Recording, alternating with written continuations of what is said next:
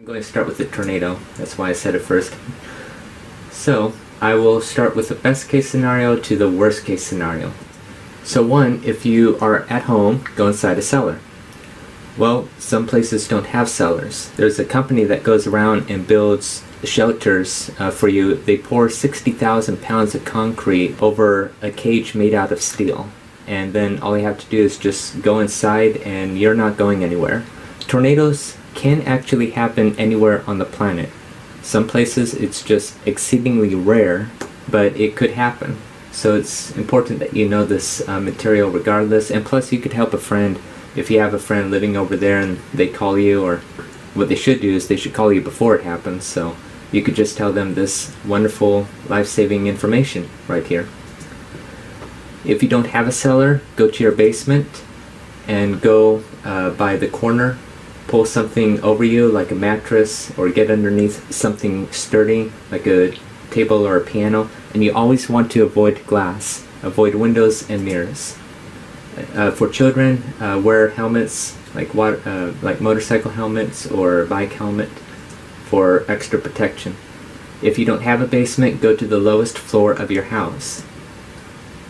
Here's a simple floor plan of a house. What you want to do is go to the centralmost part of the house, a central hallway or a central closet. The goal is to maximize the amount of walls around you. Sometimes there's a central bathroom. Well, in this house there's not. In this case, you have windows right here. The walls of the bathroom are adjacent to the external walls of the house. So you don't want to go in there in this house. You want to go somewhere in the center. If the bathroom is in the center of the house, that's better. It's best to go in there and go in the tub and put a blanket around you and just wait out the tornado. The reason why bathrooms are ideal is because of the piping that's within the walls. That will further help slow down any debris that's coming at you at several miles per hour. Here's a video to show that, courtesy of the Weather Channel. See, that's a piece of wood right there, probably from a tree. And that's a piece of construction material, wood, another piece of wood right there. So that's what tornadoes could do. It could take pieces of a tree or a fence post or pencils or anything like that and change it into a lethal projectile. And you don't want that going inside your body. That's why if you maximize the amount of walls around you, especially in a central bathroom where there's pipes, it could help slow down such projectiles. And that's a piece of wood going through brick right there. If you live in the second or higher floor of a hotel, apartment, condominium, motel, or wherever you're at, then it's best to make friends with your neighbors downstairs in the first story. Or vice versa, you could be the neighbor downstairs and you could make an agreement with a friend or two or three that if there's a tornado that comes, you could come inside here and then just follow the procedures that you would if for number 3 right here, in case you don't have a basement. Just go in the middle of the first story. And sometimes the community clubhouse or laundry room has an interior windowless room that would suffice as well. If you're out in the community, especially in tornado-prone areas, you will probably find a community storm shelter.